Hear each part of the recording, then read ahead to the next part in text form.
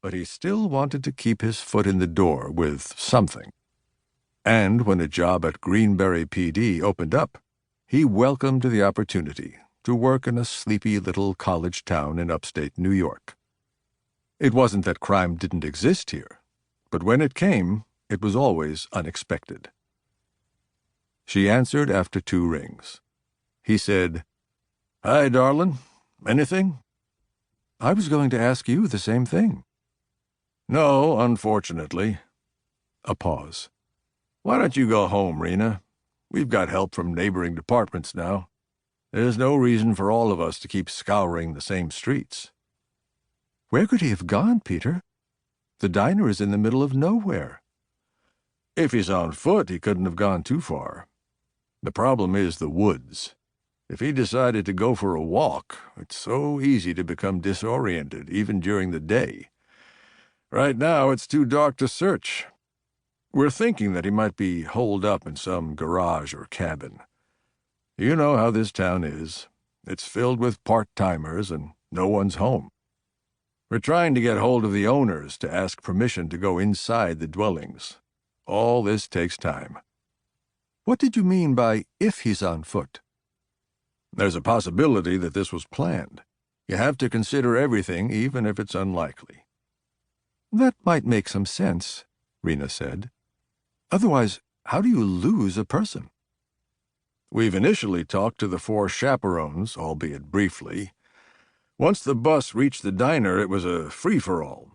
People piled inside, placing orders and looking for chairs. The diner has a maximum seating of 35, and there were 50-plus people." "They were in violation, then." "Yes, they were. But it's a rural stopover, and I suppose the thought of paying diners outweighed the thought of being cited." Rina said, "Then the chaperones lost sight of him?" "They weren't checking off individuals. They were doing head counts.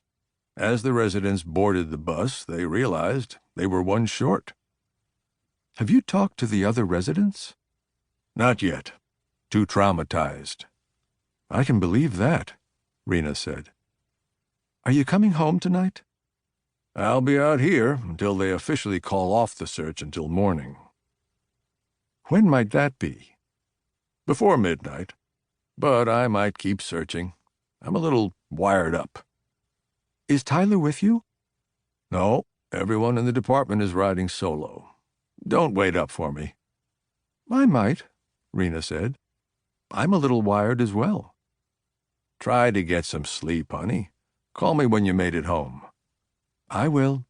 Love you. Stay safe." Ditto and ditto. Pulling into the driveway, Rina was taken aback to find it occupied. Surprised, but not scared because she recognized the car. A quick look around, then she dashed to the door and let herself in with the key. Gabe stood up when she came inside. "Hey there." "Well, this is a treat." Rina walked over and gave her foster son a mama bear hug. Gabe had been with them since he was 14. A decade later, he now stood 6'2", lean and wiry. His light brown hair was streaked with dirty blonde.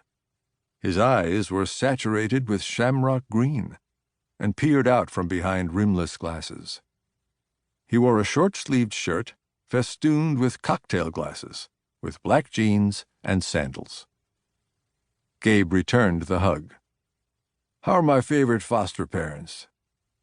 Rina laughed. "Not much competition." "Then how are my favorite set of parents?" "Still not much competition." It was Gabe's turn to laugh. "You never age, you know that?" Rina gave him a skeptical look. She was in her 50s and wavered between feeling like a teenager and feeling like a centenarian. Most of the time, youth won out. She was still trim, and that helped with her energy level. "That's because I'm wearing a scarf on my head and you can't see all the gray hairs." "All I see are your baby blues and your happy smile." "You charmer, you." She gave him a gentle slug on the arm. "How are you doing, honey?"